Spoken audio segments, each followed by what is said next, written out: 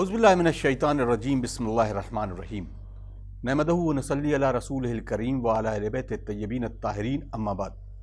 मुअज़्ज़िज़ नाज़रीन, अस्सलामु अलैकुम व रहमतुल्लाहि व बरकातुहू। प्रोग्राम सुखन में एक बार फिर आपका मेज़बान अतहर काज़मी आपका खैर मक़दम करता है। आज हम इस प्रोग्राम के ज़रिए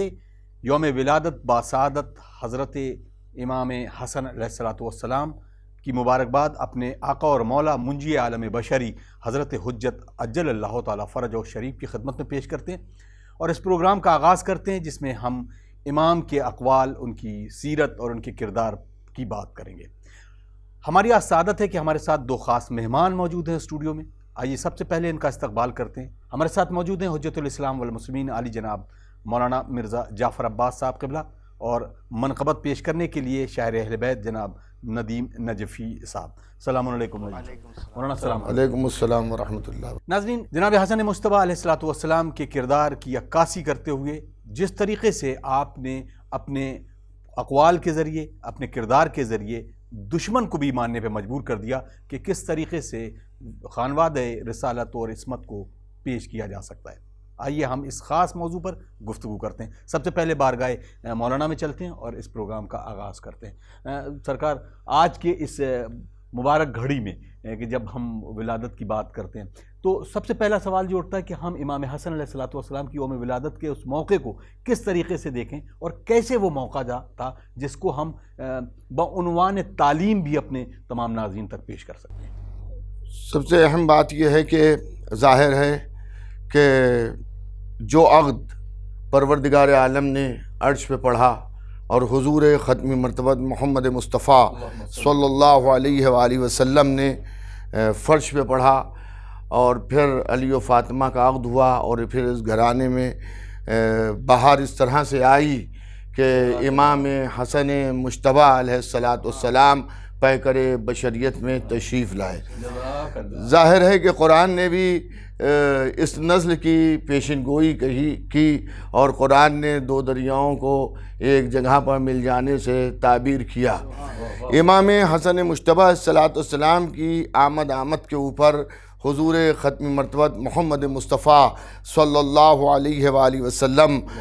बड़े मसरूर हुए। बीबी शहज़ादी कौनैन सिद्दीक़ा ताहिरा हज़रत फ़ातिमा ज़हरा सलामुल्लाह अलैहा, अमीर कायनात अमीरुल मोमिनीन हज़रत अली इब्न अबी तालिब अलैहिस्सलातु वस्सलाम, ज़ाहिर है माँ बाप की हैसियत से, दो मासूम और नाना की हैसियत से हुज़ूर ख़त्मी मरतबत सल्लल्लाहु अलैहि वसल्लम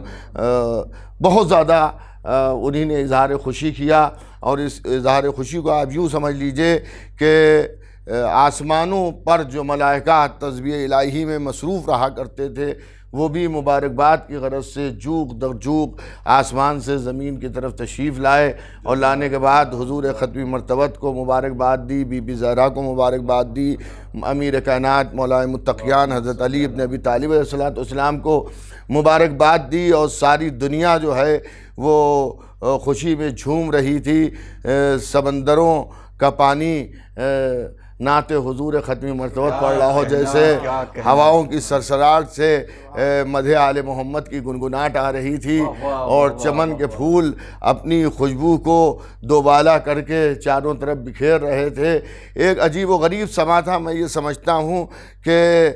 ये वो मौका था कि जो बार बार देखने को नहीं आता है। नाज़रीन, यकीनन जब हमारा आलिम दीन बोलता है तो उसके अल्फाज जो है वो कानों में रस घोलते हुए दिलों तक रासिख हो जाते हैं और इसी को कहते हैं कि खूबसूरत गुफ्तगू का अंदाज़ ही ये निराला होता है। शायद हम इसको नसरी अंदाज़ कहें लेकिन खूबसूरत अंदाज़ नज़्म का भी होता है। तो हम नज़्म की बात कर रहे थे तो क्यों न मदह सराई की जाए। आज सिब्त अकबर हज़रत इमाम हसन मुज्तबा अलैहिस्सलातु वस्सलाम की यौम विलादत पर हम चलते हैं अपने मदा ख़ान जनाब नदीम नजफ़ी साहब की तरफ और उनसे एक खूबसूरत अंदाज़, खूबसूरत लबो लहजे के साथ एक मनक़बत समात फरमाते हैं। जनाब क़ारी नदीम नजफ़ी साहब। शुक्रिया डॉक्टर अतहर काज़मी साहब, बरादरम मिर्ज़ा जाफ़र अब्बास साहब। रोज़े विलादत बासादत सरकार सिब्त अकबर इमाम हसन मुज्तबा अलैहिस्सलाम की ज़ैल में मनक़बत के चंद अशआर अर्ज़ करता हूँ।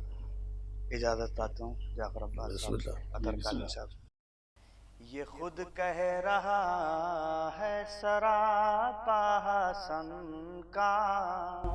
क्या कहना, یہ خود کہہ رہا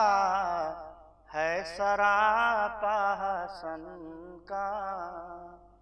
یہ خود کہہ رہا ہے سراپا حسن کا، پیمبر کا جلوہ ہے جلوہ حسن کا،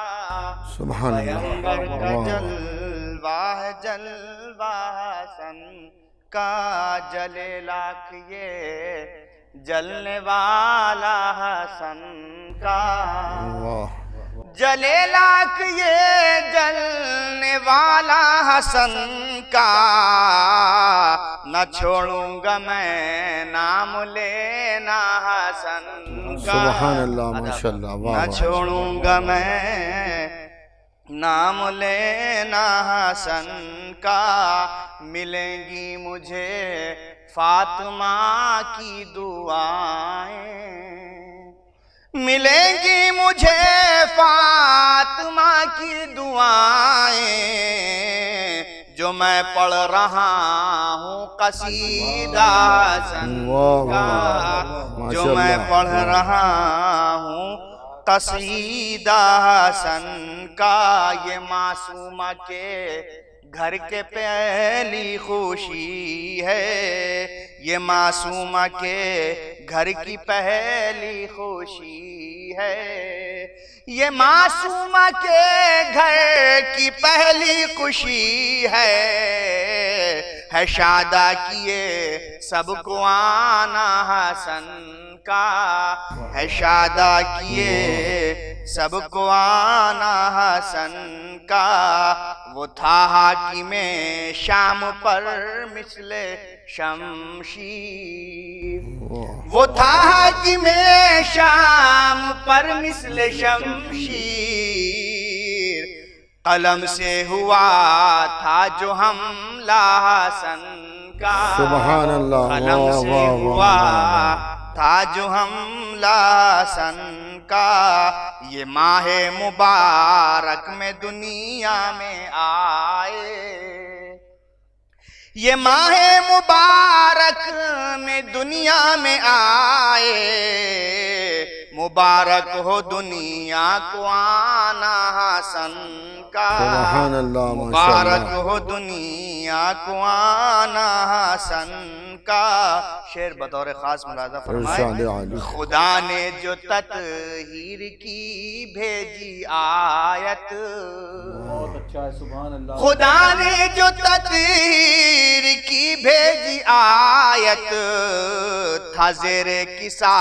کل گھرانہ حسن کا، سبحان اللہ، تھا واہ زیر واہ واہ، کسا کل گھرانہ حسن کا، ندیم اس سے بڑھ کے شرف کیا ہو میرا، ندیم اس سے بڑھ کے شرف کیا ہوں میرا، کہ ہوں چاہنے والا مولا حسن سبحان کا، اللہ، ماشاءاللہ، کہ واہ ہوں واہ، چاہنے والا مولا حسن کا، یہ خود کہہ رہا ہے سراپا حسن کا، پیمبر کا جلوہ ہے جلوہ حسن کا۔ سبحان اللہ، سبحان اللہ، جزاک اللہ۔ ناظرین، آپ سماعت فرما رہے تھے کہ خوبصورت انداز میں علی جناب ندیم نجفی صاحب جو بارگاہ مولا امام حسن میں نذران عقیدت پیش کر رہے تھے۔ آئیے پھر ایک بار مولانا کی خدمت میں چلتے ہیں اور اس گفتگو کو آگے بڑھاتے ہوئے سوال کرتے ہیں۔ سرکار، اب ہم اگر بات کریں امام حسن علیہ السلام کی، جہاں پر خود رسول اللہ صلی اللہ علیہ وآلہ وسلم کا ارشاد گرامی ہے کہ اولنا محمد و اوسطنا محمد، ہم اس حدیث کی روشنی میں دیکھیں تو کردار امام حسن علیہ السلام نے جس بھی طریقے سے، خاص طور سے ہم بات کر رہے ہیں اس دور کی کہ جب امام حسن نے سلوک کیے، تو یہ جو کردار تھا رسول اللہ کا اور امام حسن کا، اس کو آپ یکساں کیسے دیکھتے ہیں اور کیسے پیغام پہنچائیں گے اس کے ذریعے؟ دیکھیے اطہر صاحب، حضور ختمی مرتبہ محمد مصطفیٰ صلی اللہ علیہ وآلہ وسلم کے دو نواسے ہیں، جی، ایک امام حسن مجتبیٰ علیہ السلام اور ایک امام حسین شہید کربلا علیہ السلام۔ دونوں نواسوں میں حضور کی سیرت، حضور کا کردار، حضور کا علم، حضور کی صورت، حضور کا انداز عطا سب کچھ ملتا ہے۔ اگر آپ حضور ختم مرتبت کی 23 سالہ تبلیغی زندگی کو دیکھیں گے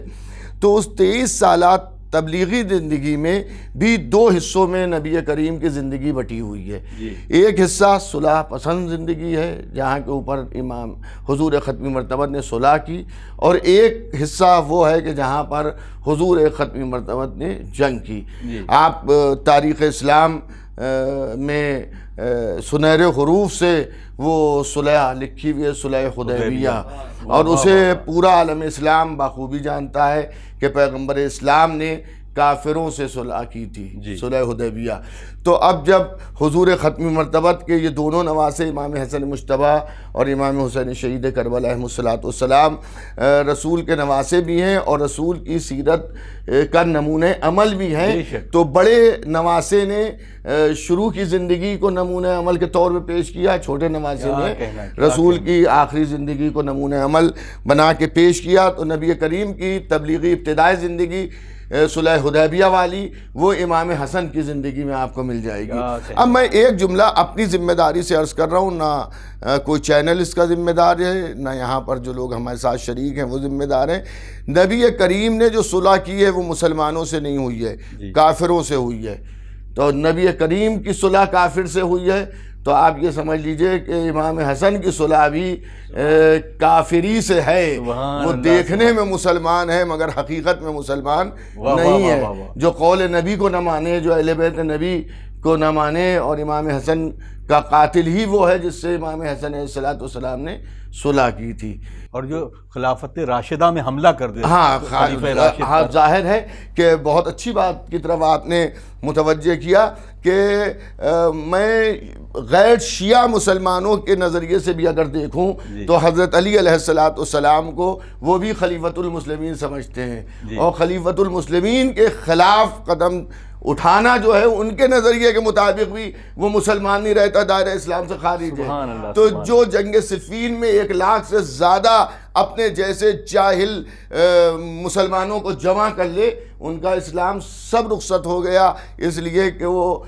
حضرت علی علیہ السلام کے مقابل آ گئے۔ واہ واہ واہ سرکار، ایک بڑا خوبصورت یہ جو آپ نے موضوع چھیڑا ہے، تو میں بھی شاید اس بارے میں کچھ کہنا چاہوں۔ ایک صاحب کا میں یہ ایک تبصرہ سن رہا تھا کہ وہ یہ کہتے ہیں کہ ابھی اگر صفین کو برپا کر لیا جائے تو میں تو علی کے ساتھ کھڑا ہوں، آپ کس کے ساتھ ہیں؟ اور اگر آپ بھی علی کے ساتھ تلوار نکال کر ان کے خلاف جنگ کرنا چاہیں گے تو جب آپ جنگ کرنا چاہتے ہیں اس وقت صفین میں، تو آج ہمیں لب کشائی تو کرنے دیجیے۔ تو آج عالم اسلام میں شاید یہ سب سے بڑی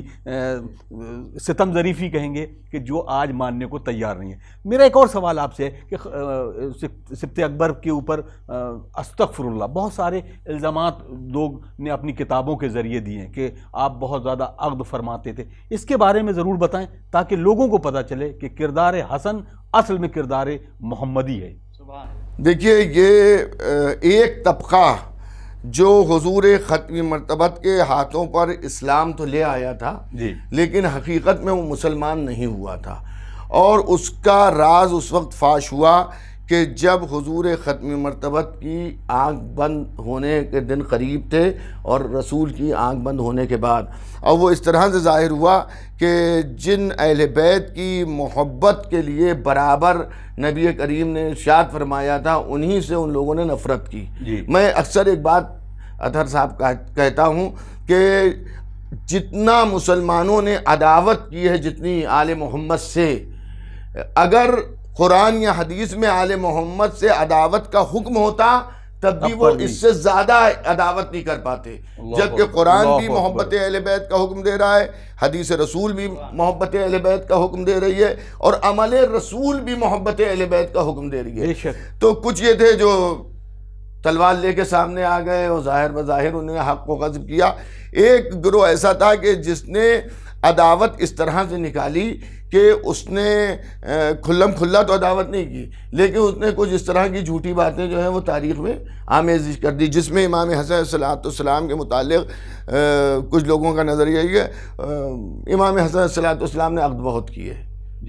عقد بہت کیے، اور اس کی تعداد آپ کو معلوم ہے کہاں تک پہنچا دی؟ بعض نے 300 کے اوپر تک لکھ دیا کہ 300 سے زیادہ عقد کیے، نعوذ باللہ نقل کفر نہ باشد، ہمارا عقیدہ ایسا نہیں ہے۔ بہرحال وہ کہتے ہیں 300 زیادہ عقد امام حسن نے کیے۔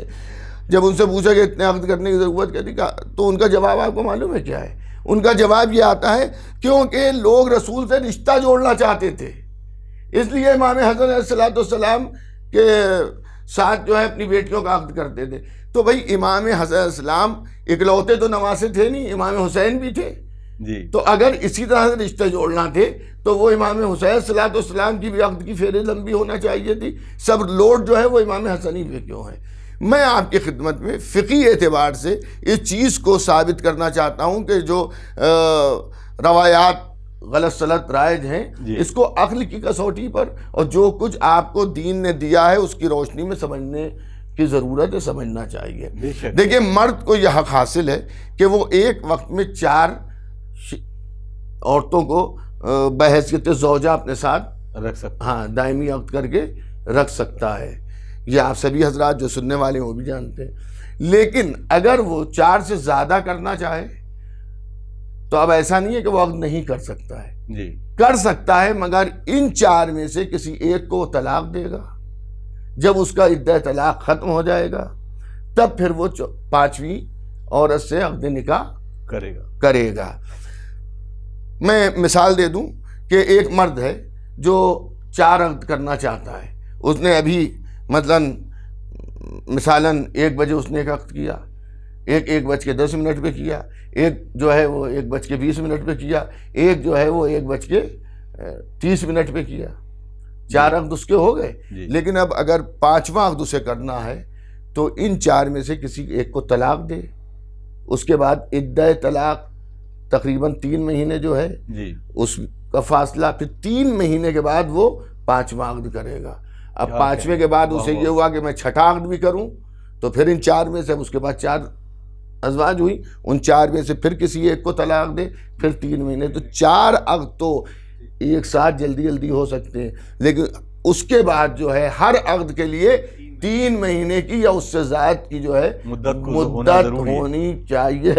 یا وہ سب کی سب فوت ہو جائے یا اللہ کو پیاری ہو جائے، وہ ایک الگ معاملہ ہے۔ بالکل وقت اجازت نہیں دے رہا، تو عقل کا میں ایک بات عرض کر دوں کہ عقل اس چیز کو قبول ہی نہیں کر رہی ہے، نہ فقہ قبول کر رہی ہے۔ یہ امام حسن مجتبی علیہ السلام پر الزام ہے کہ ان کی بہت زیادہ ازواج تھی، ایسا نہیں ہے۔ جس طرح سے اس زمانے میں معصومین کی ازواج ہوا کرتی تھی، حضور ختمی مرتبہ اور ائمہ معصومین دیگر ائمہ معصومین کی اسی طرح سے تھی، یہ الزام ہے امام حسن علیہ السلام پر۔ جزاک اللہ۔ ناظرین آپ دیکھ رہے ہیں پروگرام سخن، اور ہم محو گفتگو تھے اپنے آقا اور مولا حضرت امام حسن علیہ السلام کی یوم ولادت کے موقع پر۔ یقیناً وقت ہمیں بالکل اجازت نہیں دے رہا کہ ہم آگے اس گفتگو کو جاری رکھیں، لیکن واقعی یہ خوبصورت اور نورانی گفتگو، ہم اپنے دونوں مہمانوں کا بہت بہت شکریہ ادا کرتے ہیں کہ انہوں نے وقت نکالا اور اس خوبصورت گفتگو میں آئے اور اپنے پیغامات سے ہم نے مستفید بھی کیا۔ ناظرین ہمیں اجازت دیجیے، انشاءاللہ اگلے پروگرام میں پھر ہم حاضر ہوں گے کسی اور عالم دین کو لے کر، الگ موضوع کو لے کر۔ ہمیں دعاؤں میں ضرور یاد رکھیے۔ والسلام علیکم ورحمۃ اللہ وبرکاتہ۔